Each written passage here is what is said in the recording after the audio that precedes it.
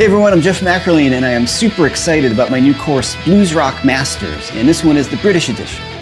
And in this course, I get to talk about 4 of my absolute favorite guitar players, all of whom are from England. It's Jeff Beck, Jimmy Page, David Gilmour, and Eric Clapton.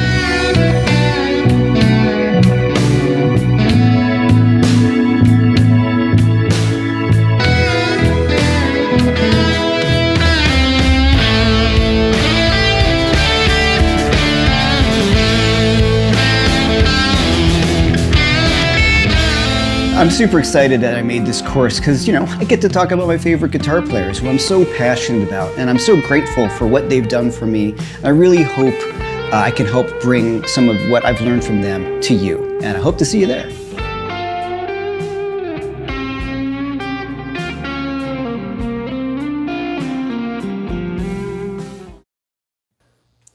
I mean, look at you. Just freaking tearing it up. Dude, that page like Let's go, every man. time. Every time I watch it, I'm like, wow, that's amazing. So welcome, Jeff. Thank you for joining us. How are you? Thank you very much. I'm all right, man. I'm all right. Yeah. Coffeeed up, so I'm good. I'm good. Oh yeah, I did too. And then so I've been getting these like Instagram advertisements for mud water. I'm like, mud water? Yeah, that looks like me. So I threw it in my coffee. So if I start auctioneering here in about 5 minutes, don't be surprised. So, dude, give us the lowdown. Pack. All right. Well, thanks to... Pack. Go ahead. Okay. Sorry, I'm talking over you. Well, thanks. These live things are always hard to... well, it's a new course, and I'm super psyched about it. We've talked about this. The players that I grew up on that I really love the most. I mean, there's millions. Well, not millions. There's lots. But if somebody said to me, like, who are your top 4, I say maybe from the early ages, me playing guitar would be definitely David Gilmour as my first guitar hero. I think we were talking about it when I showing my age, but I bought the album, Dark Side of the Moon, and you open it up, and the posters fall out, and I just remember seeing that, and Gilmour, those 4 pictures of them with the pyramid, and Gilmour playing. I'm like, that's what I want to do, even before I played guitar. Right. So. And then Page, I heard "Stairway to Heaven" on the radio, and I was like, "What is this?" And my brother is older than me, and he had all these records, so I would kind of steal them from him and piss him off. You have my record. I don't know what you're talking about. You can't prove a thing. And then Jeff Beck and Eric Clapton, 2 of my other favorites. So I guess those guys, people say like, who are your favorite guitar players? If there is such a thing, I would say ultimately my favorite would be Jeff Beck. I would say if somebody said you had to choose one guy, it would be him for just the amount of inspiration and how great he is. And I've discussed how he keeps on getting better and better. What's up with that? It's like 70-something. It's like, dude, that's not fair. Well, I think with him not that the other guys aren't true musicians. I don't mean that many, because they are, of course. But Beck is more like I feel like a jazz musician where improv, and he's just living for the moment. He's always just trying to get better and better. When you hear like Ron Carter or bass player Ron Carter or John Scofield or any of these guitar players or jazz musicians are always pushing to become better and better. And I don't think David Gilmour's not pushing to become better and better, but he was, I guess, like more as much to do with the songwriting and singing and producing and all these things, where I saw Beck was just the instrumentalist. You know what I mean? Like. So I think it's very hard to do all those things. And I think Page is a guy who did all those things really, really well. Wrote the best songs. But in terms of like a pure magical guitar player, for me, it's Jeff Beck.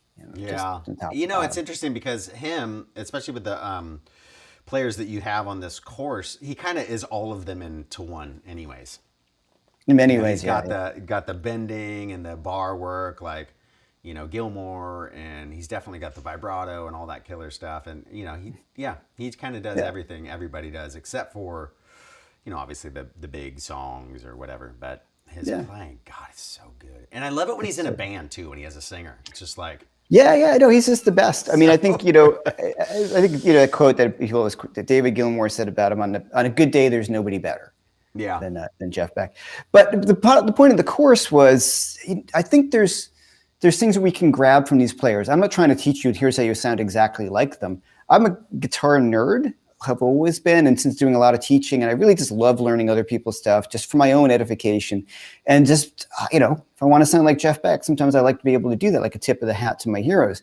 Yeah. But all these guys talk about their heroes when they're growing up, whether it was Albert King, Buddy Guy, Hank Marvin in England, all these guitar players, and you hear it in their playing. So the point of this course is, here's some really signature licks, like, hey, if you want to sound like Jimmy Page, here's 5 total Page licks. Yeah. But the ultimate goal is that you can start to kind of use some of these ideas. So when you want to play, I look at it like I kind of feel like I can channel some of these guys into my own playing. Oh, and sure. That's what I wanted to show everybody. So you can learn the solos note for note from the record, and that's cool. But what I try to go into is, here are specific things that they do that are idiomatic, if that's the right word, to their style, right? I'm fighting words, boy. Yeah, right. So, Beck does this a lot. And if you do this, it's going to sound kind of a little like Jeff Beck. Or this Clapton does this a lot. So like Clapton, for me, it's all about those little bends and the push and pull on the notes. Yeah. And where show. Let's see. Show me. Okay. Well, for instance, all right. Now I'll just talk about it and not actually play it. Yeah, so, exactly. Got that thing in your hands. Come on, dude. Okay. So especially, still doesn't know, but the magical period for me in Clapton was when he was playing the Gibsons through the Marshalls. Oh. And that was Blues Breakers era, John Mayall Blues Breakers featuring Eric Clapton, and Cream. Those are my favorite. And I do love all the other stuff too, but as a guitar player, that stuff just kills me. Yeah. So you think about like one of the licks on the recording, on the chorus.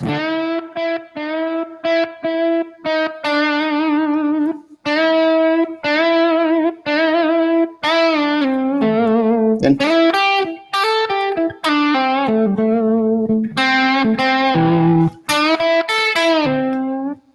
so that lick, it's from an early tune. You can hear it called Draggin' My Tail. And it was Jimmy Page and Jeff Beck kind of recorded in Jimmy Page's apartment or something like that. When I first heard it, it's really cool. You can check it out. It's just Draggin' My Tail. And it's just a blues lick. It's the beginning of a tune with a turnaround. But there was something about the way he played it that I was like, what? I don't know what he's doing. Like, how come that sounds so cool? And like he and Beck and all the guys were talking about, every time they play a note, I think they always play it with intent. It's not just some stuff. Like when you hear Clapton play, like that first lick to me when I was, so he's bending up A minor pentatonic, but so the first lick he doesn't vibrato. First note, right? So like then the second note he does vibrato. So all that stuff makes that difference. Yeah. So and I think oftentimes just being aware of that, like I would just, when I was younger, I'd just play through it and I got the lick, but I didn't get the nuance and the feel of it. So what I talk about a lot in the course is, okay, you notice what I'm doing here. I'm vibratoing the second note. Now you don't have to do that, but when you start thinking that way, you get into those other levels that whether I think people consciously know, nobody's going, hey, he vibratoed that second note, but they feel it. You know what I mean? Like you feel it in their playing. It's what makes them more special in my mind than a lot of other guitar players. Yeah, so they both of those guys, or all of those guys, that it's the emotional thing besides what they play. It's not just licks, right? It's like they put their whole being into all those notes, especially like, Gilmour, even in like the difference between the first and second solos in Comfortably Numb, I mean, it's just like so good. All of those guys, I mean, they all have incredible stuff, but the Clapton stuff is what kind of got me thinking about this course idea with you. And you were over here and you were doing like these first position blues licks where you're doing a lot of little like micro bends or whatever you call those. I don't know, like those little kind of things. And you were kind of breaking down where he does that a lot. Can you show us like what you were talking about? Well, there's two specific ones. Go ahead. There's two specific ones right off the top, and I talk about it in the course. I have a whole little primer section on here's what they all do kind of thing, and if you want to be a good blues rock guitar player. So if you're thinking A minor pentatonic, or blues, sister to pentatonic, very often you'll be playing over a dominant seventh chord, which would be A7, right? And A7 is spelled A, C sharp, E, and G. And A minor pentatonic is A, C, D, E, G, A, C. So the C, it's actually a rub on the C sharp. Yeah. So what we want to do is we always want to tweak that third a little bit. So like instead of going, or sorry, no tweak, or. Yeah. So this little thing, and it may seem like not a big deal, but to me it's everything. Like if I hear a guitar player play and they're not getting those little things, yeah, I lose interest in them. It doesn't matter how much. You guitar snob. Oh God, he's not tweaking the third. What a loser. Well, it makes the difference. Check it out, right? No, I know what you mean, totally. Yeah. Like. Yeah. There's like a little lick I got from him, so I'm going to tweak that third. The trick is to keep the bend or the tweak, whatever you want to call it, in motion, and then stop it before you actually get to the pitch, right? You don't want to go. I mean, you can, but you definitely don't want to go. Because it's got to be out of tune. But if the note is always in motion, it works because it's pulling you towards the pitch. So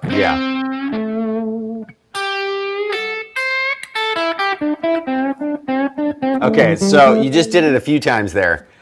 Like you do it on other notes too, which you know, like that was. I remember there. I don't know what the clip is, and maybe you know what it is, but he was like in an interview a long time ago. Oh yeah, and totally. It's all of a sudden he starts doing these blues licks, and I'm like, that's to me when I was a kid. I saw that, and you hear. I've heard White Room 10,000 times by that point, but like, when I saw him do that unaccompanied on TV, I was like, whoa, what's up with this guy? Like all of a sudden it was like that realization of like, oh my God, he's doing so much more than, you realize that makes it sound that way. But anyways.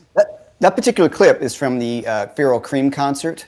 Yeah. And, it's a wacky video where he's soloing, but they're showing a close-up of his face. And you're like, don't show me the close-up. Yeah, Why did they always do that in the 70s? It's like, who cares what he looks like? Yeah, it was crazy, yeah. And then so there's an interview with Clapton. He's in front of the wall of Marshall. He's got the Fool, that SG with all the painting on it. Yeah. And they're just asking him some questions about his playing. He just starts playing unaccompanied. And that's also what I talk about in the video. When you're playing a Les Paul, where I realized how useful the tone and the volume knobs are to achieve a lot of the sounds that he gets. And that's where I kind of stole all that stuff. I was like, wow, that's amazing. Tips? Give us some tips, dude. He talks about the woman tone. So, he's known for this thing called the woman tone. So when you go to the neck pickup and roll back the tone knob, so you get this. So,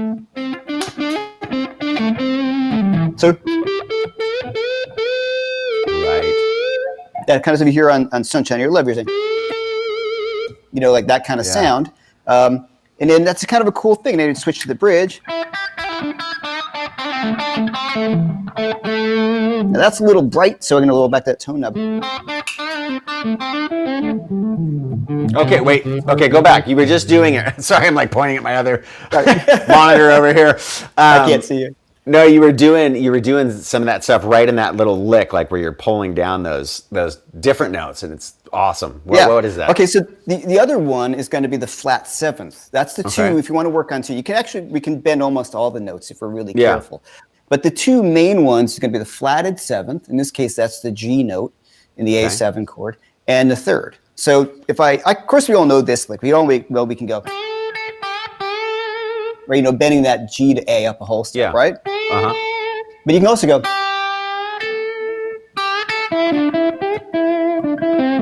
Right. So anytime I'm going to take the G, I'm going to just bend it a little bit. That's so funny. I've never even thought about that. Good thing I freaking got a course now. I never even thought about that. That's funny. In that spot, like, I don't know why that doesn't ever pop in there. Okay, thank you, Jeff. But one of the things keep going. One of the things I talk about is you can find it anywhere in the fingerboard, and that's what I never did. I learned it in one position. And after a while, I was like, okay, well, let's just say we want to tweak G and we want to resolve to E. So I can do, right? So you find it everywhere. Yeah. And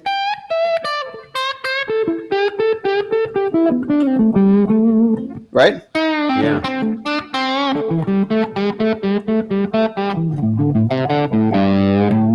As opposed to, exactly. I mean, like one is like yes, and the other one is like no. It's funny when you do that right there. I can hear where Van Halen pinched it from. Oh, because he always does it on those walk downs like that, all that kind of stuff. He always does that kind of little stuff.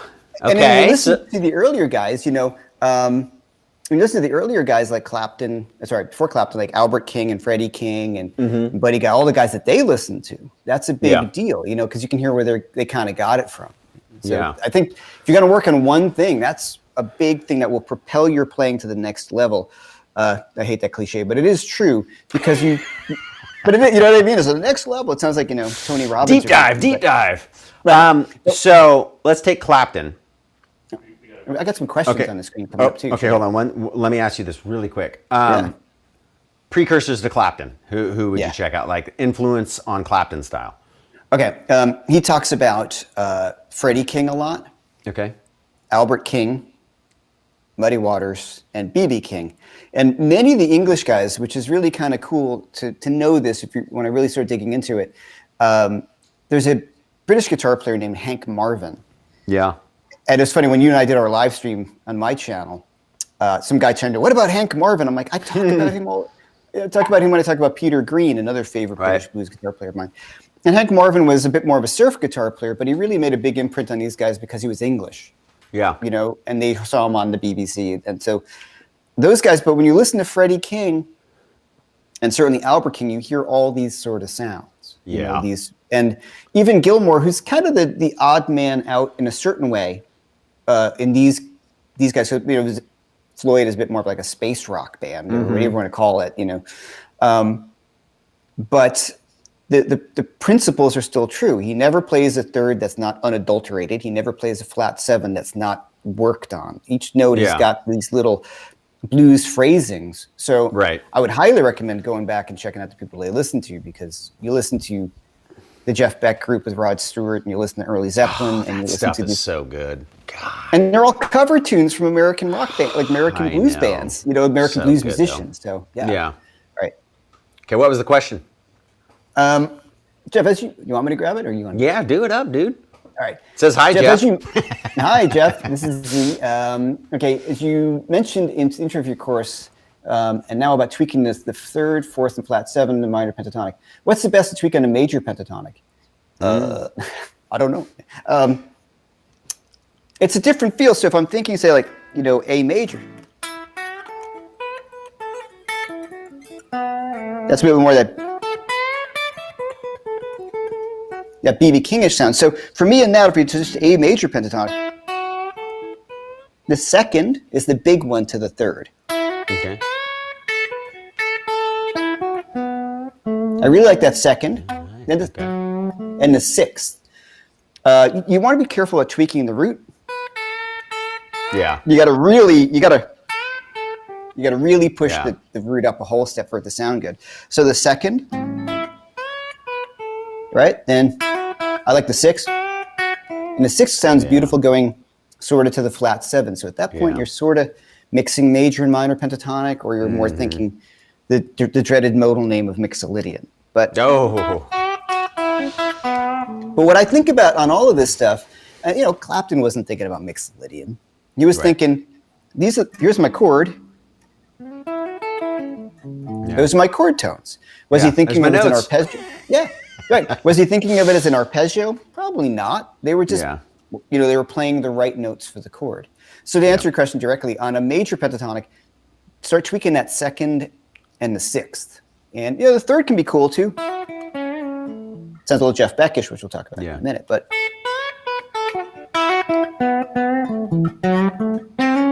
Right? That kind of thing. Ah, so good. Well, that was a perfect segue for Jeff Beck. So, okay, Jeff Beck, do you want to stick with that guitar, or do you want to do non-specific Jeff Beck? Let's do some non-specific, because you know there are a lot of bar things on the course, which I'm happy to talk about, which I do in the course. Yeah. But one thing that I like about, well, many things. I'll show you one of my favorite little Jeff Beck edits. Just talk about this particular thing on the course a few times. If we're talking about, say, tweaking a flat 3, so if we're on this E7. Nice. That's kind of a Jeff Beck like, and he said he stole that from Jan Hammer during the, I guess that'd be Wired.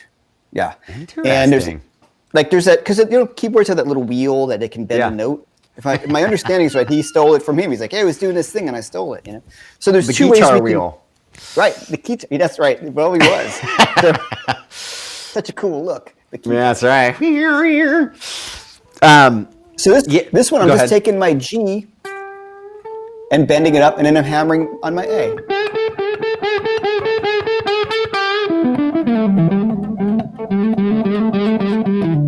Right? You can do it with your flat 7 too.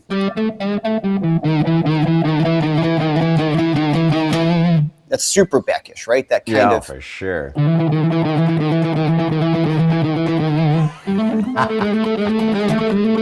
So that lick is on there, but the idea is just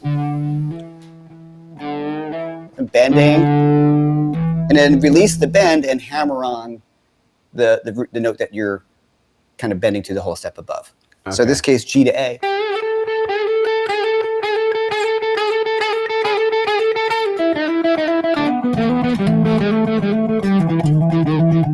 Right, so you can go through the whole scale with it too. That's awesome. What are some other kind of? What's a good way to start getting his feel? Obviously, because he's he's a tough nut to crack in general because he's got so many things. But like, what's a nice easy segue into Jeff Beck where it's not like you don't want to throw your guitar out the window after 5 minutes? Well, I think two things. One that was really kind of slowed me down and make me think more about Jeff Beck was he doesn't use a pick. So by you simply not using a pick, so if I just put my pick down or I put it, when I do the Beckish kind of stuff, I often put it between my finger, my two fingers here, but I'll just put it down. So by simply putting the pick down, I can't play all the same stuff I would default to, right? Like lick-wise. So if I'm thinking like, right, a beat, but so I'm going to think about, right, so for me, Beck is very vocal in the way he approaches things. Okay. Kind of like a singer. So there's this freedom where the notes frets don't matter almost to him in a way. I mean, he uses it with the bar, but one fun thing that I worked on, let's just do this. This isn't on the course, so this is bonus. Yes! Think about, I'm going to take let's say a B minor pentatonic scale. Okay. Right? And I'm going to slide from one note of the scale to the next. Right? Yeah. Oop. It's live. So thinking it's B minor chord.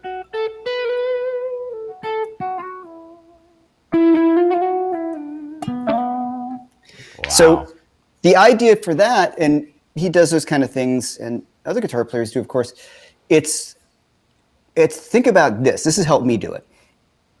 Instead of trying to grab a lick and feel like, oh man, I can't do this. Think about how many different ways you can play one note. Okay, so there's this B right here. I can do that, right? I can bend, right? I can go from a half step. So how can I play that? Yeah. Right? So suddenly it sounds a little different, right? Doesn't it? It's the same three notes, but for sure. You've articulated it differently each time. So I can bend to a half step from below. Right? Or how about?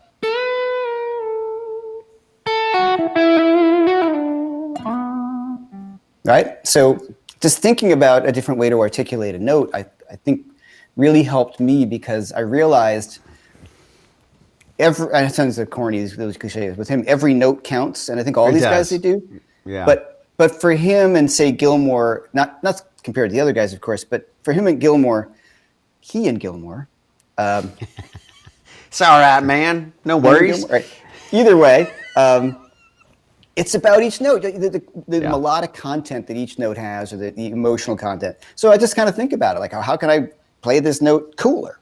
Yeah. You know, it's interesting with those two guys specifically. Although they're blues based and they play pentatonic scales a bunch, it sounds more like melodic music. You know, especially, well, I mean, both of them, but the way they play the blues licks is more melodic than all the other guys as they've gone through. You know, and they take a lot of those ideas and use them over non-bluesy chord progressions. Like Jeff Beck in particular, like a very fusiony stuff, but there's always this bluesy element of the string bending. And like I said, he always plays every note with intent. Like everything he plays, you feel like it's on purpose. I think he's channeling. It's just coming out of him. He's not thinking, I'm going to bend this down a half step. But he practices a lot. This is the whole thing. You got to practice a lot. So the idea of finding that scale, So like, it's like that, right? So I bent that B minor, I put this E up a hole, released it, and then slid up with my first finger. Yeah. What's interesting so that's about a different way, his style too is he's really patient. Like sometimes he just lets a lot of space go by before he does anything. Or he'll be playing in a phrase and then just kind of like lay back. It's always like, to me, whenever I hear him, there's like a haunting element to his playing. It's always a little like mysterious, and he's the king. Oh, he is the king. What's that show? Is it the Ronnie's or something? He does like a live end at Ronnie of the concert. Does the end of the concert, and it's just like after he's already just floored you the whole show, then does an outro, and you're just like, for real, dude? Like, yeah. Not to mention the band is so good on that. I mean, it's like drums and like it was just like this is a trio, basically. Yeah. I know, so good. All right. What about Page? Gandalf. What I like to call him. A friend of mine calls him as Gandalf or the wizard. Exactly. Dragon suit. Well, what I love about Page, and I think, and we and I talk about this a bit in the course, is some people who I think who are not thinking properly or in their right mind say like, "Oh, he's so sloppy." Yeah. Like, "Oh, he's so sloppy," and I'm like, "Yeah. You play that." Like it may not be super tidy when he plays. I think I've got a bunch of theories. I mean, the main one is that wasn't that important to him. Yeah. He was too busy writing the greatest songs ever. Tunes. That's my favorite band ever. Like Zeppelin, I never get tired of Zeppelin. Yeah. Because there's so many levels and the production and the sounds. But what's really amazing about Jimmy Page is when you start really getting into his playing, he is the most difficult guy. When we started doing this course, we agreed upon, and we said, "Oh, we'll talk about these guys." I'm like, "Yeah, sure." And I felt very confident about Beck, Gilmour, and Clapton because Beck stuff I spent so much time, I was so heavily into him, right? Too much so at one point where I was like, "Okay, I gotta cut back on my Beck dial it back a little bit." Right, because I'm sort of like losing my own thing. You right. know? You're sort of like, "Oh, great! Now I sound like a guy who sounds like a bad Jeff Beck," Because there's only one. There's only one. You know, why bother? There can only be one. And then, so loving Page, but not spending a lot of time on Page except learning the tunes, which I highly recommend you do. Well, I mean, we can't really play everywhere else. We get the little, they'll zap us. But learning Zeppelin tunes has been super educational to me as a songwriter. Chord voicings, tunings, production. Like sometimes, like in Black Dog, he's got like a direct guitar sound, which on its own sounds horrible. Yeah. But in the context of that mix, it sounds awesome. So these are all these things that he would think about. Okay, so about his playing, which I love. I mean, listen to the solo Since I've Been Loving You. That's one of my favorite guitar solos. Good. His phrasing is so great. It can be a little sloppy, but I don't care because the ideas are all there and it transports me to somewhere else. Yeah. Like, and then also like the rock star quality of the guy. Oh my God, Yeah, he's pretty physically. Physically, how can he play really cleanly when his guitar is down this low? At his ankles. And he doesn't do like the Zakk Wylde thing where Zakk will put the guitar up and then solo. Yeah. So he can shred and actually play it. Right. Page was like, the hell with it. I'm playing it down here, and what comes out comes out.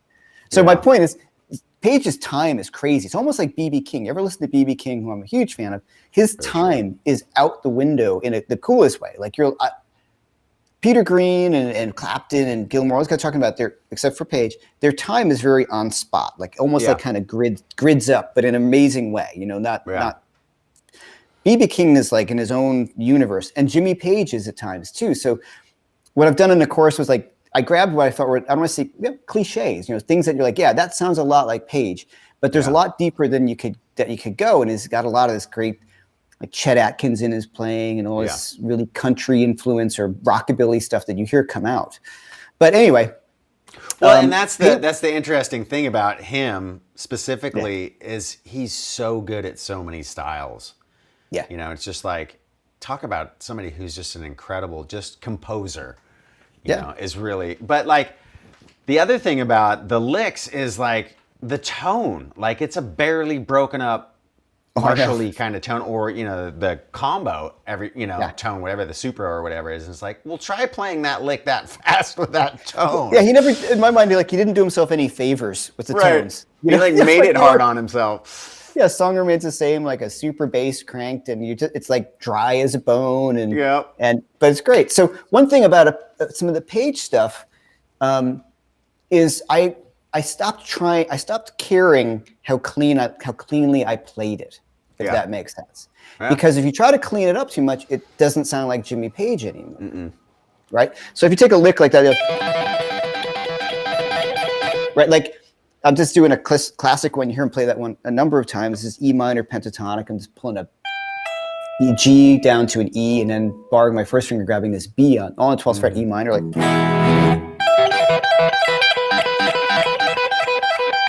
And you know, he lets those notes ring out on top of each other. And very often, I feel like he's pushing everything to the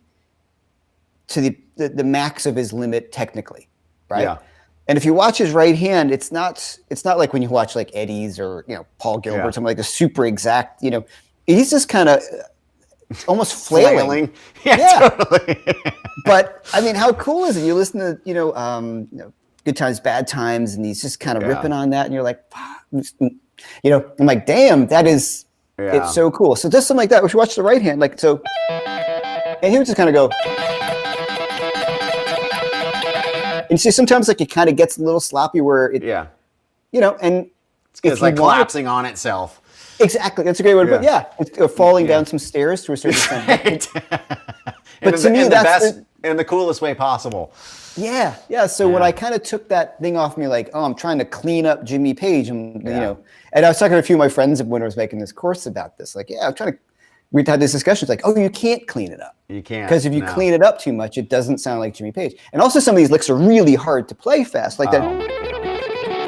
Yeah. Like that kind of thing. He's picking all that, and with a little bit of gain on it, and it's a bit trippy sounding. I mean, like as it's falling down some stairs, but that's the magic, and that's the way it sounds, the way it does. So the interesting thing about Page that I never noticed until a really, really great guitar player buddy of mine pointed out, he does a lot of hybrid picking too. Like when you see him on Song Remains the Same, he's one of the first guys, because my buddy was trying to convince me like hybrid picking is amazing, you should get into it, and I was like, whatever, okay. But then he's like, no, watch Song Remains the Same, and I'm like, oh my god, he's doing it all the time, But like, I think that comes from a lot of the rockabilly background. And skiffle, well, and in the what's the lick in Black Dog, that first lick, like where he's doing string skipping to do that first, solo run. I'm like, oh, okay, that makes sense, But it's so good, man. And all the acoustic stuff, Brownie or Stomp and all those kind of things like that, They haven't gotten to leave you. So he was, of course, a really good guitar player. Nobody else good enough. Everybody else sucked. No good support. Exactly. The drummer. I mean, that guy needs to learn how to play drums, and for God's sakes. No, I mean, it's funny going back to watch Zeppelin play live, because you never know. I mean, sometimes they had bad shows, right? They didn't get it all together. But then there's those other shows. I forget. It's not the Song Remains the Same, but there's another DVD they came out with, and it's The West was one. Yeah, it's got that. The best version of the Immigrant Song ever. Yeah, it's so good. Like you hear it, and I'm like, that is a powerful band. Like it was just like a force of nature. It was just like, my God, daytime, like wind blowing. It was just like owning it. And I was just like, okay, there you go. There it is, right there. So, yeah. With them, they were really always listening to each other too, and that's a big part of that. When I watch those movies or those concerts, they were like a blues band at heart. Yeah, where they're listening to what everybody else is doing, very dynamic, always taking care of these things. But that version of Immigrant Song, which is on How the West Was Won, so good. I mean, talk about what I was saying, trying to capture some of his essence. Like when I listen to that, I'm going, I'm not even gonna try. No, Yeah, I no, you on the can't course, do it. actually on the course, I did steal a lick from that. Oh, did Threw you? it on here. Yeah. Because that version of me, I'm just like, well, I can kind of grab this. Yeah. But check that one out for just this really how he starts to mix in some of those like Middle Eastern sort of sounds and that vibe, yeah. like all that like Kashmir-ish stuff that he started putting in. Do show. You got a lick for us? Let's hear it. Well, like, so that, well, the one I was doing, like, that's the fast kind of lick we're doing in there. Yeah. But if I have that, like, you kind of start doing a lot of Doran. Yeah. Then, and at some points, he does a harmonic minor sort of sound. Yeah, good time. He alludes to that for a second. Sorry, poorly played right now. You put me in the spot, but do it again. And he kind of gets that cool. And then he does like he just kind of goes for it, getting this open G. But just in the way he does in the context of that groove, it just is great way he sets it up. Yeah, that is cool. Yeah, he like starts busting into like 3-note per string runs, and you're like, hey, what's going on there? But one thing he does a lot is mixes major and minor pentatonic. And I talk about that a fair amount because people always seem to want to know what that's about. Like, how do you mix major and minor pentatonic? And for each guy, I put a longer performance. And for the page one, I kind of took a bit of a good times, bad times solo section feel for that. And I'm really clearly mixing the major and minor pentatonic where you come from like this, then that kind of sound. And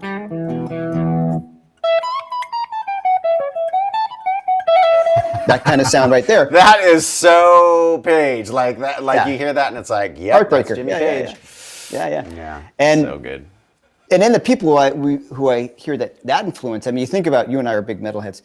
Jakey Lee plays that lick right almost verbatim. I forget what Ozzy tune it is. Obviously, it's out an Ozzy tune from one of those two records. Maybe Journey, The Scent of Eternity, something like that. He does that lick straight out. Jake. And like I'm talking about like Michael Schenker. I listen to Schenker now, going through just big fan, and things that I thought were kind of, his. I'm like, oh, that's a really almost refined Jimmy Page lick. Yeah. And it was funny. It was this great video. I'm glad you brought up Jakey Lee because we were talking about the hard rock endeavor that might happen next. Oh yeah. Well, okay. Maybe let's talk Jake about that. should be in there. I'm totally psyched about that because you and I bonded. I don't think a lot of people know this about me because a lot of guys know me as a blues guitar player, that kind of stuff, or fusiony stuff like the work I've done with Robin. And I feel like I'm all of those things, but I grew up being a metal guitar player or hard rock or whatever, the 80s-ish stuff. As a friend of mine put it, like the pre-shredder. Like I grew up loving Yngwie, but I could never really you can do Yngwie licks. I've heard you do it, you fibber. Some.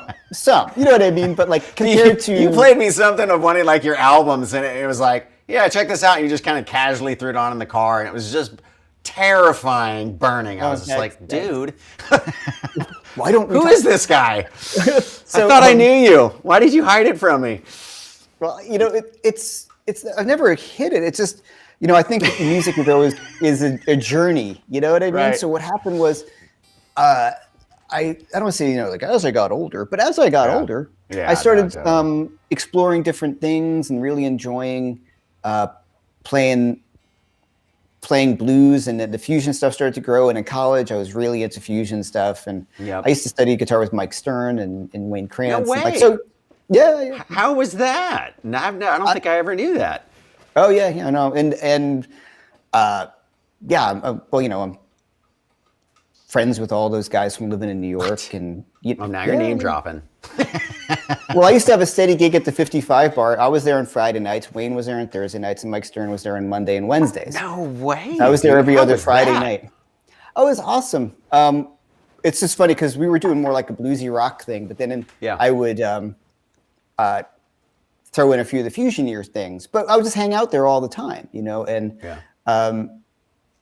coming out of Berkeley, I was big into fusion, like Mike Stern, Upside Downside was huge, and John Schofield, and Scott Henderson, and Michael Landau, all those guys, which there's that side of my playing too, which we could investigate at some point too. And then my work with Robin Ford, who was always a big hero of mine, and doing that record with Robin. So there's that too. And then the funny thing is, like, I think I posted an Instagram clip of me cranking up the super lead and playing through just shreddy stuff. And then Robin posted, what, like, why don't, that's your bag, man, let's do that, like, because we're gonna do another record. And I'm like, well, yeah, sure, it's always been fun. Well, that's what got me to reach out to you, man. Or when we started connecting, you posted an Instagram clip of you recording something at home, and I was like, wait a second, like, who is that Jeff? Where's that dude at? Yeah. And it was just like ripping, like really intricate picked, just sounded awesome, because we're both, children of the 80s, kind of. And I think what happened for me was just that my career went a certain way. Yeah. And then that took me away from that as being at the forefront of my guitar playing. And then as I'm starting to go, slide a little bit back more to that stuff because I missed it. I missed that kind of element. It's funny, that happened to me yesterday. So one of my buddies left over one of those EVH guitars. Oh yeah, it's got the big Explorer headstock, and I was like, oh, it's a full shred guitar. But it was funny, like starting to go back and just you had a flatter radius on the fretboard, and I started like playing, and all of a sudden, this person who hasn't been around me in like 10 years, I was like, oh man, I forgot like I can do a lot of this stuff, because like you're saying, I kind of ventured off into blues and more song-oriented music. Not that some of that stuff in the 80s wasn't incredible, but like you just forget about it after a while. And then like going back and listening to, I did like the deep dive into Van Halen isolated guitar tracks as I'm starting to learn a bunch of that stuff for YouTube lessons. And you did a great job with them. I'm like, this is my home. This is my happy place. I'm like, this day is the day I recommit to rock, because that is really, all those guys still apply that we're talking about, because they're the genesis of that, but like when you take it a step further and you get into the Warren DeMartinis or even the Shankers or any of these other guys, they took that foundation and they just added aggression to it, and it was just, God, so good. And then the next level of technique, what I mean? Like that, yeah. Just like guys now, when you watch some guys with the most insane technique. I think we said this another thing. I think guitar is finally caught up with other instruments technically. Like saxophone players can always just play crazy, or piano players. And violinists for centuries have been able to just like Paganini, this shredding, or Chopin, or this this ridiculous thing. And then guitar wasn't at that level of pick style guitar, and I think it's reached this level now. You can just go on YouTube or Instagram, and you're like, how do they do that? Yeah, it's crazy. Some of those guys are just like, dude, what is going on? But some of that doesn't. What resonates with me about the guys we talked about, maybe because we grew up with them, but for me, the grounding element of all that is there's a blues element to it, and that's what always gets me going. Well, it's not. Well, I'm just kidding. The song. No disrespect to any of the shredders out there today, but. You wouldn't know Van Halen without all the killer songs he wrote. Yeah, you wouldn't come back to all his records for just any guitar of them. solos. Yeah, or Led Zeppelin. I went on, after I listened to you do the page licks for the course, I went and I put, shuffle on all my Led Zeppelin albums, and it's just like, my God, the variety. Eddie and Jimmy Page, to me, were the most diverse in their writing, because they just, the first 6 Van Halen albums, there wasn't a song that sounded the same. They're all were totally different. Or Led Zeppelin. I mean, sure, there's some blues ones in there, but they could totally take it some other direction, and it still fit in the album and the style, Well, I think Since I've Been Loving You is one of the best blues tunes ever. Right up there with, Story Monday or the Hoochie Coochie Man or any of those real traditional tunes. To me, that's great. But we'll do that. We're going to do that. So everybody, you hear it now. We're going to do a hard rock course, and I'm looking forward to it because I've been kind of working on. I'm not going to do anything right now because we've been doing so much here. I haven't warmed up. But some of the stuff is like, oh man, I got to get back into this. It's so fun. Get the legato going again. Yeah. But it takes work. It's not easy. Do we got any questions or anything? Yeah. Let's answer some questions, Jeff. Okay. How come I don't sound like a pro in any of the people discussed after 10,000 hours of practice? Oh, okay. I have an answer for you. I really do. You can do it. And I don't mean that like you can do it. Here's my thing, and I really feel this about myself, and I don't think I'm being like I don't mean to sound like patronizing. I don't think I didn't have it. People think you grow up and some people have it. Now, there are some guitar players who have it. Like hanging around with Robin Ford in his house and just jamming and working on a record together. I watch him and go, oh, like it's just magic to me. You know, there's something that he's got that, you know, whatever. Some people have this thing. Mm-hmm. I don't feel like it came naturally to me, me honestly. And I just felt like all I really did was practice my ass off. Yeah. But here's the thing, you need to practice with intent. And I talk about this a lot in the course. If you want to sound pro, 3 things you want to sound more pro. Your time, your tone, that's big, right? And your intonation is really important. So the tone, let's put that third, but your time. Can you play well in time? So if I'm playing, you know, like a...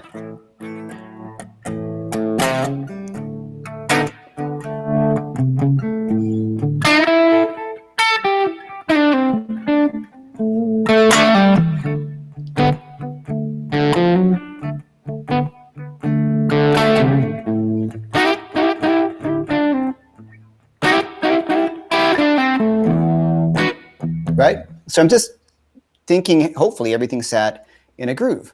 Yeah. That I think is really overlooked because we're so bombarded with, hey, here's scales, here's 1,000 instructional courses, here's, you know, your scales, here's YouTube, here's arpeggios, you need to be able to work sweep picking, blah, blah, blah, blah, blah.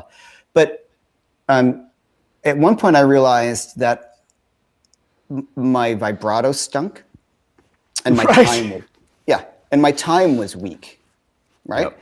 And I had a crappy tone. So the tone is third. A lot of that comes after you start working on the other 2. But I just thought I worked on sounding good. So if I'm playing a scale, I'm playing an A minor pentatonic scale, adding some hammer-ons and pull-offs, but I'm not going, you know, right? Like that kind of thing. I'm just thinking about how I can even play my scale musically. Yeah. It's always about the music. And then a lick.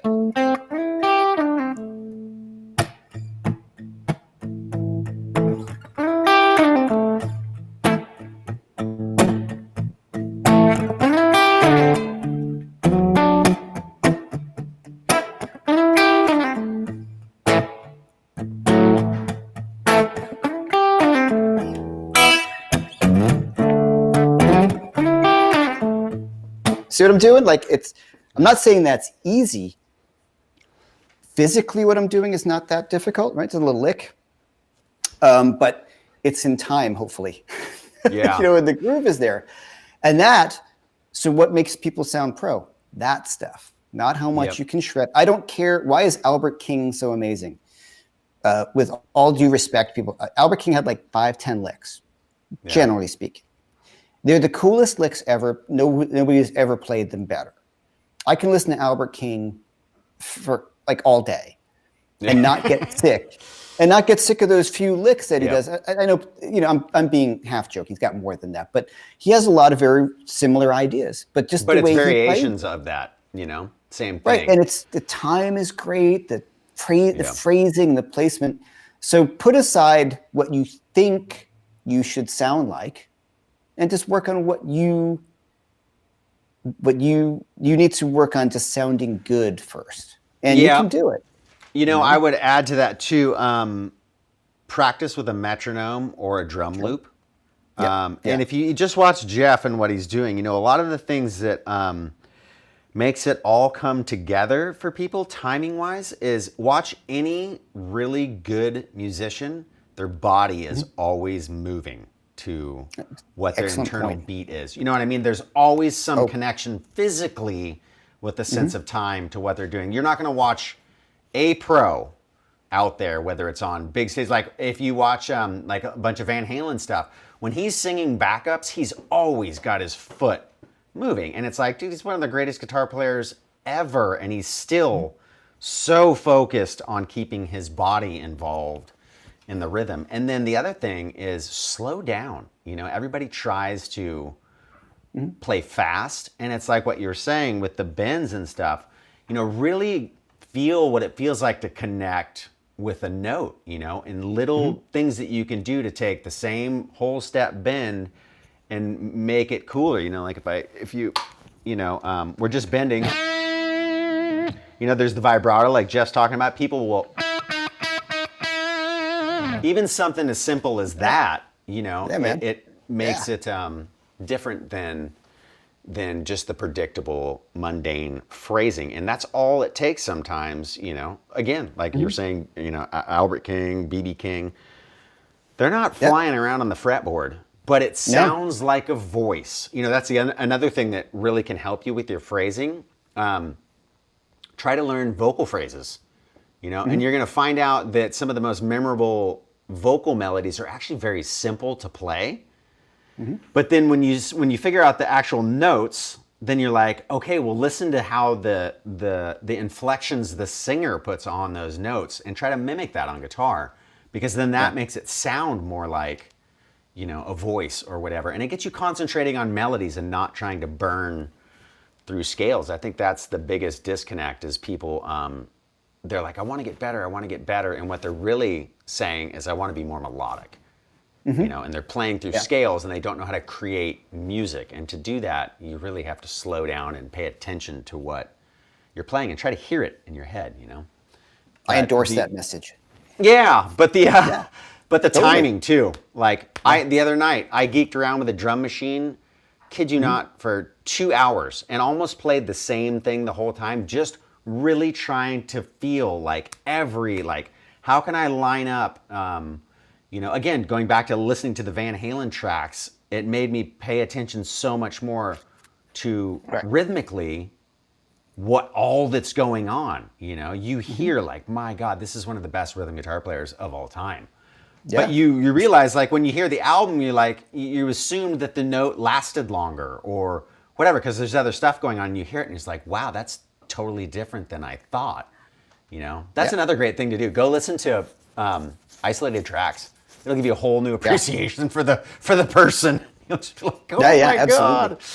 Yeah, you know, for sure. You can hear how much they put into everything, you know.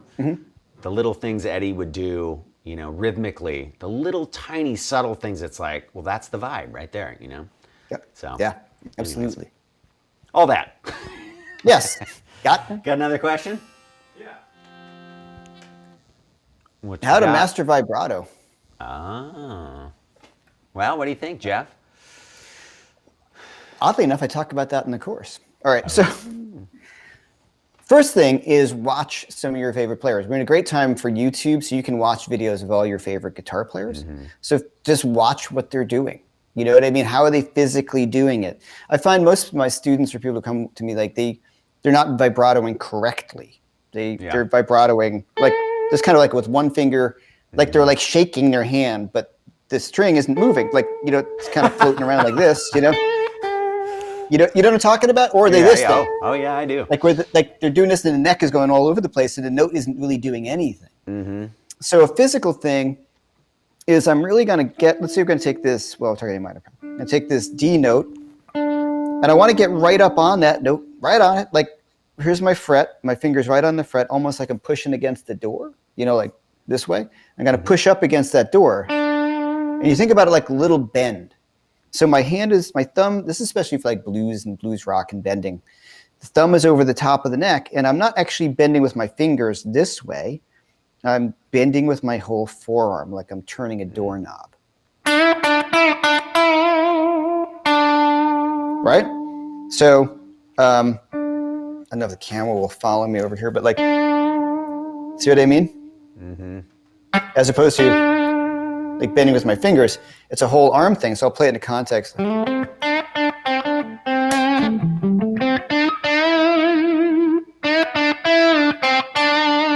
See what I mean? Like this is going like that. So here's the neck. Yeah. So there's my pivot point or fulcrum, right? I was like, is he going to say the word? Is he going to say Yeah, he's going to use the F word. So here, check it out. So think about this. This has worked for a lot of people when they can't get that feel, because it takes a little while. If you're not used to bending or vibratoing properly, it's a new technique, and it's going to take some time for you to get it under your fingers. Okay, just realize that you're going to have to work on it. And so the first thing, a lot of people do this. This goes back to my previous comment of playing in tune and with my intonation. There's the note I want a vibrato, and some people don't release the string all the way to its resting position, so they'll, right? And we've heard those guitar players. There's some famous ones who still do that from really popular heavy metal bands. Okay, so no comment. Right, so what I want to think about is maybe a big bend. I'm going to start off by going almost kind of like an absurd vibrato, which still can sound cool. Right, this, but I'm going to bend, make the bend smaller. Yeah. Right? And then think about my vibrato. This is what I learned from all these guys, is that sometimes I'm going to vibrato slowly, wide. I'm not going to vibrato at all. I'll have a delayed vibrato. Yeah, right? Gilmour. Very all of them. Yeah. Like very good guitar player. You know what I mean? Yeah. So it's the vocal quality that you're going to hear. So that would be my first recommendation, man, is to make sure the technique is right. Go on YouTube and watch your favorite guitar players. And then just start trying to emulate it. Put on the recording and go, okay, let me just try to copy that as best I can. That's what I do. You know, 3 amazing people to watch for vibrato. Is it a quiz? Okay. Right. Yeah, no, yeah, it's a quiz. Neil Sean of Journey and Steve Lukather. Those guys, they're very good at using vibrato to the tempo of a tune too. And that's another thing you'll figure out is some of these guys, their timing is right, their vibrato is right in time with the tunes, and it makes a big difference. You know, it's not like a consistent, like Angus a lot of times has a very consistent vibrato, and it's great, and it's part of his sound. But these other guys, Neil Sean in particular, some of the best vibrato you'll ever hear. You know, just bending and how he does it. You know, a lot of the '80s guys too. Warren DeMartini, wicked vibrato. Yngwie. Of course, eights tuned down a half step helps with Yngwie. But Billy Gibbons, I learned so much from Billy Gibbons. Oh, for sure. Yeah. So he's so good. He's not. He would have been on the course, but he's not British. Yeah. American guys are next. Right. After the metal. Just got guys. my first Marshall Class 5 to go along with this course. Good. Any amp settings suggestions? 211. Okay. The Class 5 bass, middle, treble. Right. Okay. Traditional Marshalls. Okay, I'm being a little squirrely. I don't know that amp in particular. JCM 800s usually, more like the metal amp, you know, like Judas Priest and Iron Maiden and Schenker and all these stuff. Very often in those amps, you would turn the bass on 10 because they're very bright amps. And then you could turn your treble back down. First thing I would say is start everything at noon, right? And the way I would set an amp, I don't have my Marshall on, this is my 2-rock right now, but works the same way. And roll my volume back, cleans up, roll my volume up, more distorted, back down.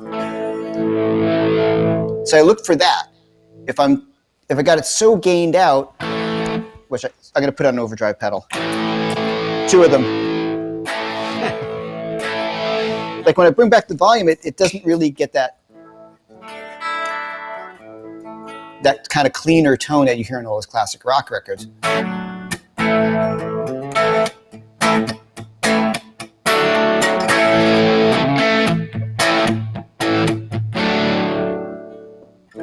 So by changing my tone with the volume, and that's where I would start, just kind of get that good, you can chug on it. And does it start flubbing out? If it starts going like, then start to bring your bass down. I'll give you an idea. I'll give you an example. Watch. I'm going to turn my bass up. Hear it? So I turned the bass back down and started to tighten up, right? Because the two rocks have a really active tone circuit, whereas Marshalls don't. But that's, you want to find that part. Like you just kind of chug low E and just kind of start turning knobs. When soon it starts going flow, then you start to dial it back a little bit. That was one of the interesting things I never realized in what you're saying, like the Plexi era and stuff like that. People all put them on 10. But as I got more into playing or whatever, I noticed that a lot of players play with a lot less bass than you would think. Because in a band, you know, the bass usually covers that area. Right. But it also just depends. basically starts to... Go ahead. It'll mess with the overdrive. Like, so I've got my kind of lit my super lead here with the two channels. Sorry. You got two volumes. You have a bass volume and a treble volume. So Clapton used to play in the bass channel and turn the treble channel off. You'd plug in over here. And Van Halen would plug into just the lead channel, the treble channel, and crank that. So you had a much brighter guitar sound. A lot of guys will jumper it, which I have already internally jumped.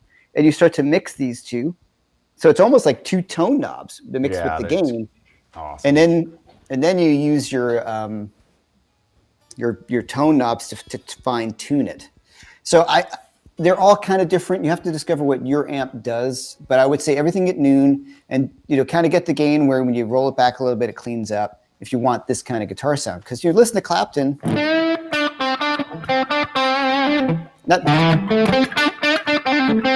not that much more distorted than that. Also, he was really loud. Makes a huge difference. Hopefully that's an interesting thing. I don't think a lot of people realize too. A lot of the sound that you're looking for is really the power to volume. Distortion. And volume, like the interaction between the guitar and the loud amplifier. Yeah. Yeah. So awesome. What else we got there?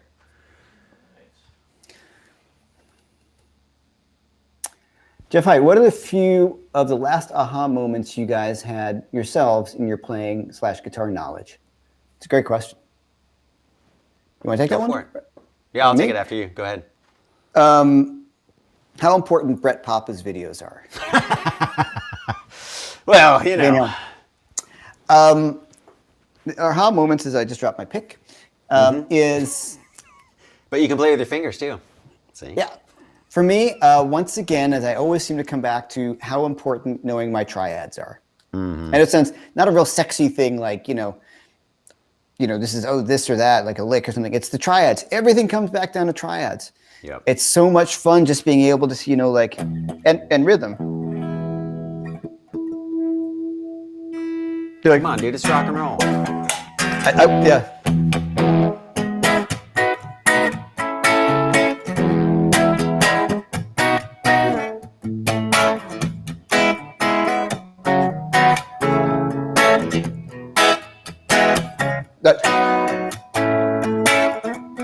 I'm out of tune there, but I'm thinking, I know all these triad versions, kind of like Dancing Night Away right there, or just a 1-4-5, but Brett has a great video on Dancing Night Away, right?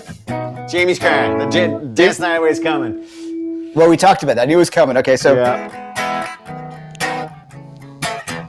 so as a soloist, when I'm playing over chord changes, whether they're intricate chord changes or just that, if I know my triads, I know the right notes to hit. And back to the chorus for a minute, when we talk about the David Gilmour section, I go into kind of detail about, he always knows, all these guys know the right chord tone to be on for the right chord. And that comes down to knowing these. And it sounds like, what I love about triads is I always consistently have more and more aha moments of how I can use triads. So that would be my answer. Yeah. Triads, yeah. I agree. Same thing. Knowing how to see 3 versions of a chord. So my biggest aha moment ever was when I found out about the E, the A, and the D shapes and how to see those, all over the fretboard. Like, so if you're playing an A chord, like A shape, E shape, D shape. Because you can take that and you can find, if you say you have a 1-4-5 chord progression, and you can do that for every chord inside, of that progression, you can be anywhere on the neck and see the chord tones right below your fingers. So like if I'm doing a D, and E, and I'm in A major, you have, your A, D, and then you can go E here or E here.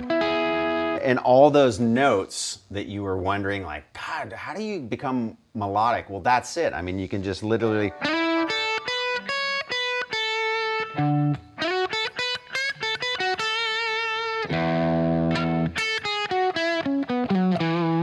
Like you're just playing right out of the, I mean, that's very simple and broken down, very, you know, kind of rudimentary, but like it's everything. If you do that every day, just pick a new chord progression. You know, one of my favorite chord progressions to do that with is A, F sharp minor, D and E. And then, sorry, I'm a little out of tune. Take an A major scale and find those chords in every position of the pentatonic scale. I recommend the same exact thing. Yeah. And that right there, I promise you, more than anything will. I mean, I say that because, I mean, I'm into like probably 5,000 people at this point, you know, saying that on videos where I did that concept. Interestingly enough, the E, the A, and the D shapes. I was watching a Tom Bukovac video the other day, and if you guys don't know who that is, my God, do yourself a favor and check that out. But he said the exact same thing. He's like, you know, somebody asked me how I know the fretboard and how I can play whatever I want all over the fretboard. He's like, I figured it out. I play the E, the A, and the D shapes, and I know where those are all over the fretboard for each chord. And a progression, he's like, that's how I do it. And so it's how every session guy I've ever worked with too. It's the same thing. Seeing chords all over the neck, I think, is the biggest, and whether you want to call them triads or whatever, I think that'll be the biggest aha moment any guitar player will ever have, because it makes everything come together when you put that inside of your pentatonic scale. And I always say the pentatonic scale because if you can see how to put this, you know, like if you're doing a chord progression and you're like, well, I got an A minor chord and then there's a D major chord. Right? And you're like, well, I know I'm supposed to play A minor pentatonic, but there's this note in my D chord, and that's not my pentatonic scale. Great, who cares? It's in your D chord, so it's a totally legit note, and you're going to inadvertently learn the modes that way. You know, because you'll be like, oh, well, here's that one chord. Okay, let me see. That's not in my pentatonic scale, but it's in there. You know, like when you go back to this. When I get to here, that note isn't in my A major, right? This one either. But when you start to use them, when those chords go by, it suddenly makes your playing way more interesting and melodic, because now you've got 3 options for every chord that you can hit, or more, depending on the chord or whatever. But if you slowly make that a part of your practice regimen, like the first 15 minutes, pick a chord progression and see how you can fit that all over the fretboard in different spots. And I can't even express how much of an impact it'll have on your playing. Yes. Yeah. I mean, to this day, burning players will walk up to me at the NAMM show and say, my God, I never thought of it that way. And I was just like, dude, what are you watching my videos for to begin with? But like, you know, it almost doesn't matter the level of the player. Like some really good players, they don't know that still. They're very good at the ear, but when they see that, they're like, why wasn't this the first thing anybody showed me when it came to lead guitar playing? You know, because it seems like it's kind of everything at that point, you know? Yeah. It makes the licks make sense. Yep. What else we got? Everybody make sure to check out his course. It's in the description box down below, by the way. It's on sale until Monday. Super discounted price, but it's a totally awesome way to support Jeff and what he's doing. And a lot of these guys that tour and do that kind of stuff, you know, it's another way to really support them while they're at home. I appreciate it. Yeah, thank you. You switched to you're playing your gold top looked and sounded so cool. I took mine out here.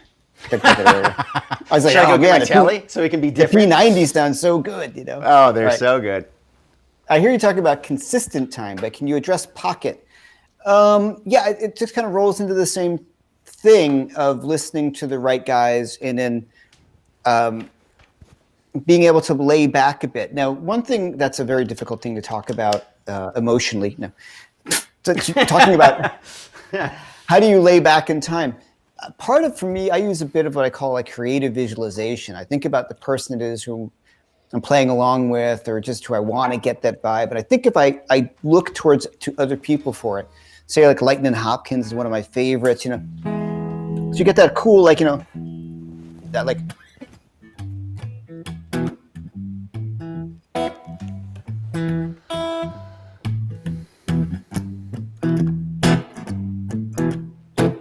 right? And I think about falling into that groove. So listening to the masters and trying to play along, and then being brutally critical, like record yourself playing back with them and be really brutal on yourself. Like, yeah, that sounds pretty good. No, that doesn't sound good. And there's been, you know, there's been moments of hubris for me. Like I remember I did a tour with a very traditional blues band, and, you know, I've been playing forever. This is probably about 15 years ago or something like that. And, you know, I took for granted that I would be able to play that music. And that was one of the things that really kicked my butt into getting into real traditional blues stuff, because I'd learned it, but I was just trying to play too much modern sounding stuff over what they were doing. And I sounded stupid. And I got the stink eye a bunch of times. They're like, dude, we know you can do that, but don't do that. I'm like, you know, you're absolutely right. So it became important to me to you know, give the music the respect it deserves, of course. But, or like,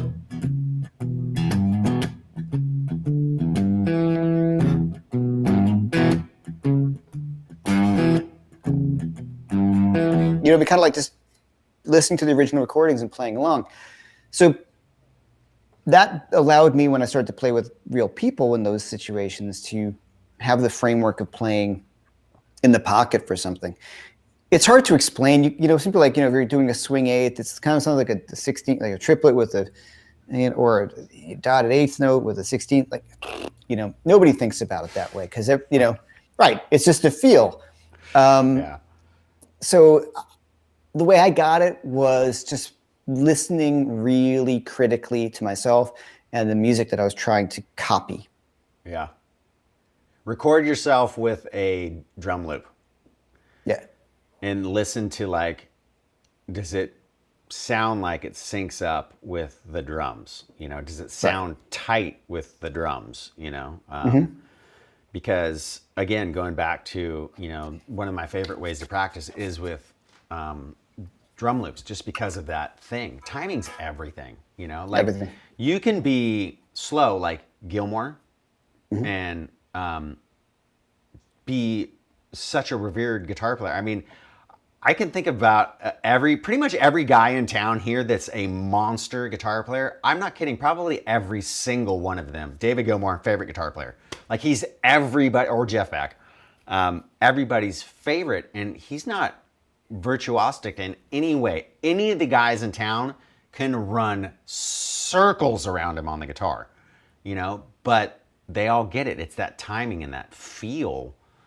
And, you know, they can put the phrase anywhere they want. You know, they can make it sound urgent, or they can lay back and almost like right at the very last second come in. But that creates its own thing too. You know, you watch a lot of these guys when they play live, like Jeff was saying, and they're barely playing, you know. I mean, and it's all the sounds coming out, but it's how they've put themselves in with the rest of the band that can, you know, really make a big difference. How long the notes are lasting, you know, are they really muted on some and letting others ring through, like all that other stuff. And again, I keep harping on the isolated guitar tracks, but do yourself a favor, go to YouTube and type in isolated guitar tracks and just listen to a bunch of people play. And there'll be songs that you know, but I guarantee you when you hear them, it'll be like the first time you ever heard him, because it's like, wow, he does that totally different than I thought. But you realize when the band comes in how everything syncs up, you know. Eddie's funny like that, because it sounds, they push and pull a lot in their music. Like, I'm learning Unchained too, and that part where it comes back in after, like, come on, Dave, give me a break. It starts, you know, it's like, and then like the whole tempo speeds up so fast. I don't think there's any click going on in those. No, because you can tell, you can see that Eddie's probably just watching Alex, you know, and he's coming in and like watching him, and they just speed up, and it's like, well, how do you teach that? Because it totally is not in time, but you know, you hear it obviously when it's on the isolated guitar track, you know. Or Black Sabbath. I mean, there is no click whatsoever. I mean, it's like all over. That's why it sounds so magical. That's why it sounds so good. Yeah. And that's the other thing, you know, sometimes all the modern techniques that everybody does takes away the vibe, you know. I hear that all the time from the session guys in town. They'll be like, dude, we recorded the most amazing, you know, take of this song, and by the time it hits the radio, you know, the engineer or the mixers snapped it to a grid and done all this stuff, and it's completely lost the humanity, you know. And so I think a lot of times we hear today's music and it's very to the grid. They snap everything to a grid, and I think, you know, if you go back and listen to music and realize how much it really flowed, that's part of it. Playing with people, I mean, that'll get you, you know. That's the real answer. Playing with good musicians. That's people. The real thing. Yeah, for sure. Kind of difficult at the moment, but yeah. Yeah, I know, but it is everything, you know. If there's a couple guys in town that don't mind being together or whatever, especially if there's a decent drummer, that will get you better than anything. Yeah. What else we got? How is it possible to practice a blues with a metronome? Oh, well, easy. Not to be at all sarcastic in any way. Yeah. Just put on the metronome and just start playing with it. I don't mean that like, you know, time is a push and pull. So when you start playing with a drummer who's got good time, it might go a little bit, but we're not talking things don't jump huge amounts, you know?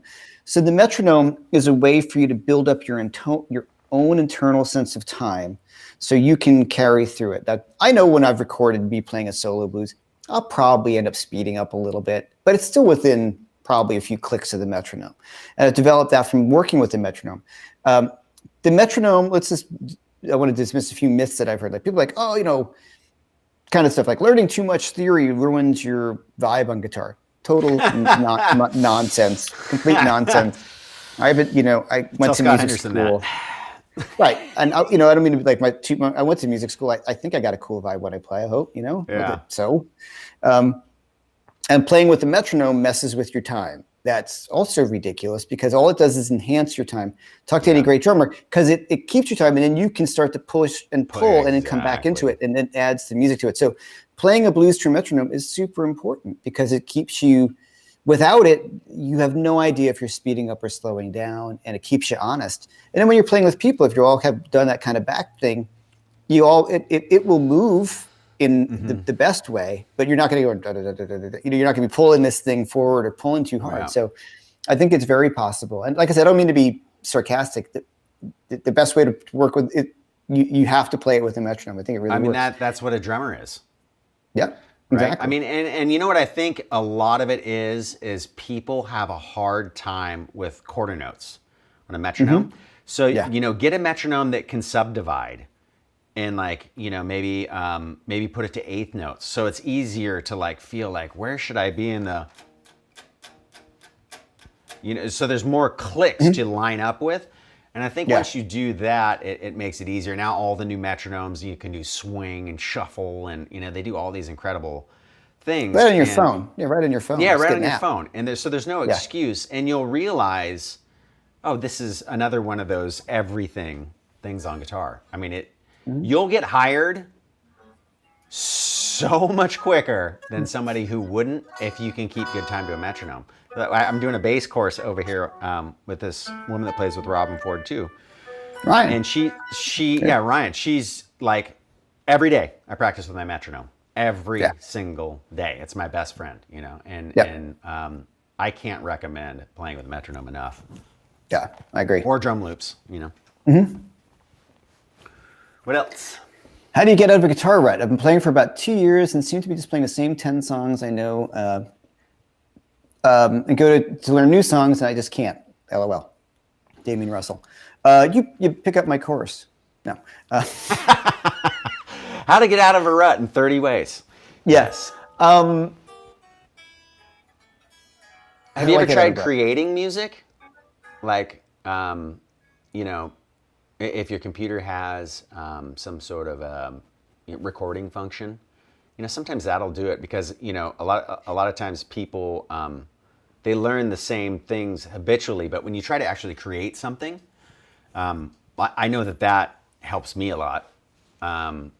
Or take the influence of a song, learn a little bit of the song, and then try to write something like that, in your own way, and get the creative side of playing going, right? And so all these players that we listen to, they're not copying somebody else's song, they're creating their own thing, and I think that's what will push your boundaries. You're like, well, God, no, that's not the note I'm hearing that I want to hear with this guitar track. There's another note. And then suddenly you start to be able to train your brain how to hear things and play it on the guitar. And it becomes more easy to not do things habitually. I've got plenty of licks that are habitual licks I play all the time.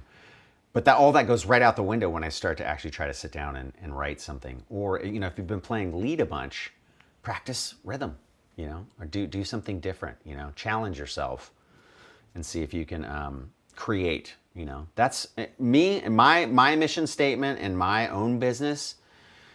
And that's why I bring in Jeff and Corey and all these other guys is it's not to help you sound like anybody else. It may be through Jeff's course getting the influence of players, but the whole idea I want to have people experience, and what I find students end up feeling the most rewarding thing is when you learn how to create music on your own. Jeff, you want to take a stab at that? Well, I what you're saying, and what also for me is you kind of talked about that. The guy who asked the question, Damien, if I remember his name. I just try to learn somebody else's things too. I might just go and whether it's like we talked about the Zeppelin tune. I don't have to learn that right. And I start to listen really carefully. And even if I have to go on YouTube, because I go on YouTube and go, that's right. That guy learned it right. Let me figure that out. Mm-hmm. That will inspire me to do what you start doing, be more creative in my own, experiment with the sound. And just by learning somebody else's, say if you learn somebody else's guitar solo or a lick idea. And you don't have to learn a whole guitar solo, just the thing that gets you going. I love that little lick. Okay, learn that lick and then try to apply it elsewhere. Try to make it your own. And that always keeps me excited because, I had an old guitar teacher say something like, well, if you're bored, then you're just not being creative. If you're bored, that's your fault. And I don't mean that. Yeah. I'll smack you upside the head. It's your fault, But he was just saying, how can you possibly be bored? There's a million things to work on. I'm like, right. When you look at it that way, and I know exactly what you're saying, you don't feel like you get any better, but what has worked for me is, the best thing, frankly, if you've got a friend who plays better than you, hang out with them and take some lessons. Take some lessons. Hook up with somebody who's going to push you to do something. But one of the main things is I've always grown up and some of my friends are the baddest guitar players on the planet. So, you just hang out with them and you share or trade a lick, or you just sit on the couch and you play, or you're like, that's awesome. So you go home and you just get something that you might not have ever done and you start putting it into your playing. But playing with people and hanging out with some other guitar players who are better than you, that's the real trick. Find that friend. And if you don't have any, then take a few lessons with someone. Well, what's cool too now is with Skype and all these other things, maybe that friend that you used to have that's in a different state. I mean, you guys can jam now. Yep. You don't even have to fly. Yep. You just, hey, let's jump on a Skype session. This is what I've been working on. What are you working on? Yeah, exactly. What else we got? What do you think Page and Clapton were practicing together for their foundation before we heard them? Scales or to just records? I would say in Clapton's, he talks a little bit about it in his book, and recordings. He just learned guitar solos from other records. Page, having had a studio musician background, certainly did that, but Page really knows what he's doing musically, So I think Page knows, that's Dorian, we were borrowing this, he knows all that stuff. I'm not saying Clapton doesn't, but that's Page's got a different background than Clapton. He's educated for sure. Yeah. Well, and just think of being a studio musician is one thing today. They play 5 chord progressions in music, but back when Page was doing it, the sophistication of music was off the chart, because just think of all the jingles and all the little things that real musicians were reading music and all those sorts of things. They were the ones putting the chart in front of you, and you have to be able to do that on the fly, first or second take. Especially back then, there's no like punching in with Pro Tools. It's like no, everyone's got to do it right the first time, or everybody's got to redo it. But watch It Might Get Loud. That movie with Page and The Edge and Jack White. And Page just talks about what he did growing up in that great scene where he's listening to the rumble, and he's air guitaring. And it's cool because he talks about his history, but listening to music, but learning, he's definitely knows what he's talking about. Yeah, for sure. Let's take a couple more and then we'll... I get some Diego Ruiz. How can I stop trying to sound like other guitar players when I'm improvising? On the other hand, how can I enrich my licks, but in my own way? Okay, so I kind of talk about that in the course, and it's important to me too because I don't want to sound like other guitar players. Keep in mind, for you to sound like another guitar player, you have to work really hard at it, right? That's why I've never understood the guys who wanted to sound like Stevie Ray Vaughan or something like that. I'm like, well, he's already existed. Yeah. Why would, and then the amount of time you have to put in to doing that to sound that much like an SRV clone requires a ton of work. Yeah. And I realized I started going down that road in my early 20s with Jeff Beck. I started relying on the bar and just sounding, and I was like, what am I doing? I'm putting all this effort in to sound like somebody else. You know what I mean? It was just stupid. But it took a lot of effort. So the main thing I would say is don't worry too much about it, because there is a common vocabulary, and I have been talking about the course, but I do talk about that. There's a common vocabulary that we need to know as guitar players that could sound like Clapton, Beck, Page, or Van Halen. There are those certain things that everybody does because that's what you do when you play blues and blues rock. So the more you start working on it and jamming with other people or playing with recordings, the less you will probably sound like that person. If you I learned a lick from, I think about a Randy Rhoads lick that I learned, from,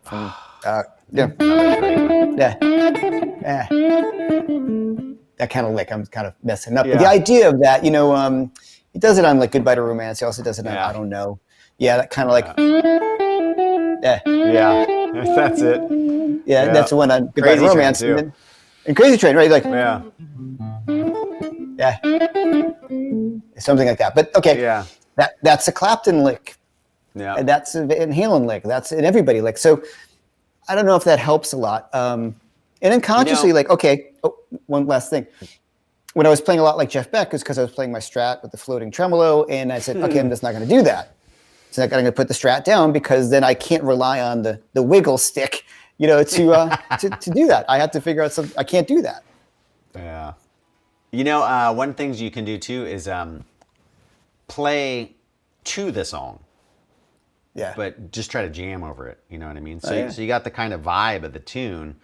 Try to phrase your own way. And then my other thing, I'm gonna every time somebody poses a question like this, I'm gonna go back to what I said before. Take a chord progression.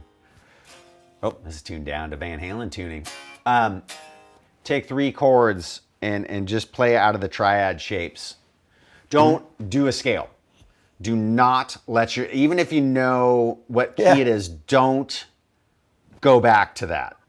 Really try to just take here's my A, here's my D, here's my F sharp, all that stuff. How can I make music out of those notes of the chords? You can borrow from, that progression would have been, A, you got the F sharp minor, you got the D and the E. You can borrow the notes from the other chords. That's one of the things too, is when people start doing the chord tone soloing of soloing out of triads, they just play the 3 notes of the chord. And it's like, well, no, borrow another note from the next chord, and then that helps lead into the sound. It helps tie the melody all together. But instead of playing out of scale shapes, play out of chord shapes, and then that makes you really think about melody much more than defaulting to, especially if you have some technique already.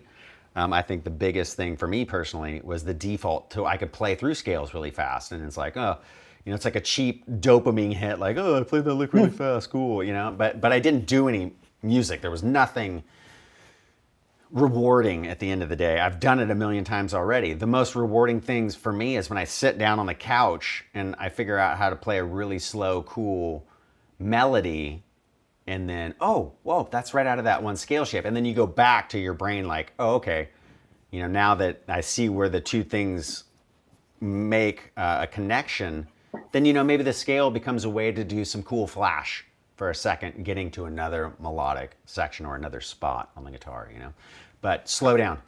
Gonna keep saying it, slow down and work out of chord shapes. It'll completely change your guitar playing, 100%. Yeah. Last one. Tips on string skipping with pick, specifically if the action is a little high. Is it cheating that I use hybrid picking? Okay. Hell no. Wow. No. All right, you want to grab this one? No. Go ahead. Okay. All right, bunch of things.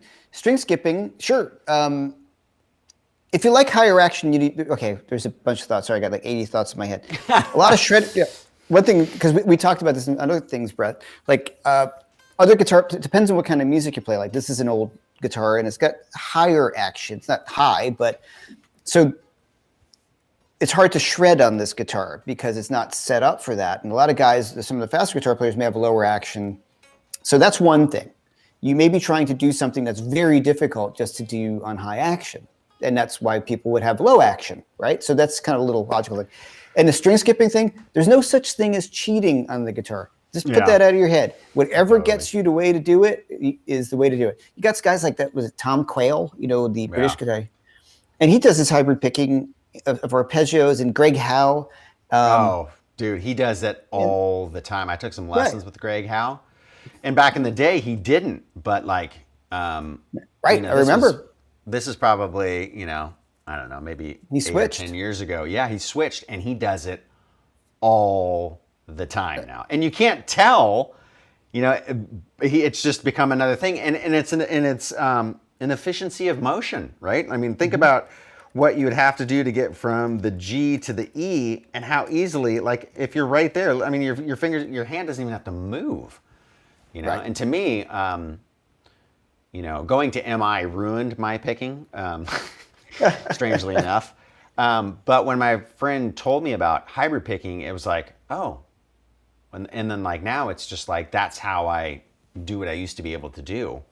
And it's more fun. You get more sounds too. Like you can pop the strings and so much. So, I mean, hybrid picking is like a guilty pleasure for sure. So don't let anybody tell you, that's not proper technique or whatever. Tell that to Brent Mason. But this is, like I said before, there's no such thing as cheating. If it gets you to be able to do what you want, then there's no cheating. Like people listen, like, oh, Yngwie picks every note, and you listen back, you're like, no, he doesn't. Yeah. But in my head, I had some sort of like thing, like if I'm not picking every note, I'm not a very good guitar player, or I'm cheating. Yeah. But this is the stupidest thing in the world when you think about it, because that's how you develop your own sound. And all these guys who everybody says picks every note, a lot of times they don't, because who cares, So there's no I still can't figure out what the hell Yngwie's doing. He's got, what's up with the thumb thing? Like he doesn't like pick like this. Oh, he has that like little weird. His right hand is just insane. Thumb thing. Yeah, just a crazy. Oh man. Well, anyways, everybody, thank you so much again. Yeah. Jeff's course should be in the description box below, or it might be posted over on the side in the comment section. But check it out for sure. It's on sale, big discount till Monday. And man, it's awesome. He nails people's styles, and it's. But again, it's very good. The thing I love about it. And what I try to do when I bring other instructors in is it's how to get the vibe of something and not copy. The idea is to create. So if you like the idea of having these guys and their big influences and you want to get that in your playing but still retain your own identity, it's an awesome course for that. Thank you. Thanks for having me on. Yeah, of course. And thanks everybody for being here. Yeah, totally. That was awesome. Yeah. Thanks for hanging in there with us. And we got more stuff coming up in the near future, but for now, check out the British Greats British Edition. Blues Rock Masters British Edition. Yes. I can't wait till it says 80s Metal Edition. Yes. All right, thanks guys.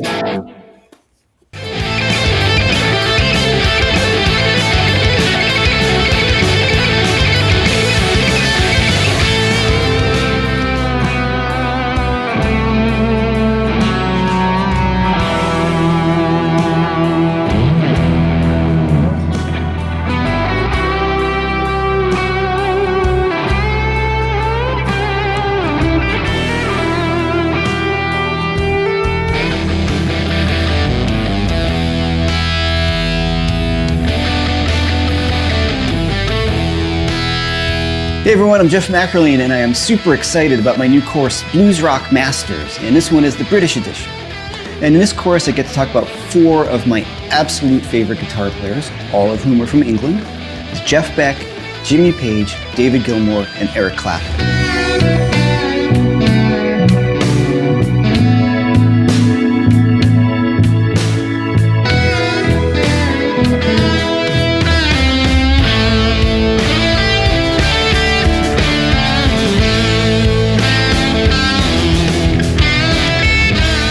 I'm super excited that I made this course because, I get to talk about my favorite guitar players who I'm so passionate about, and I'm so grateful for what they've done for me. I really hope I can help bring some of what I've learned from them to you, and I hope to see you there.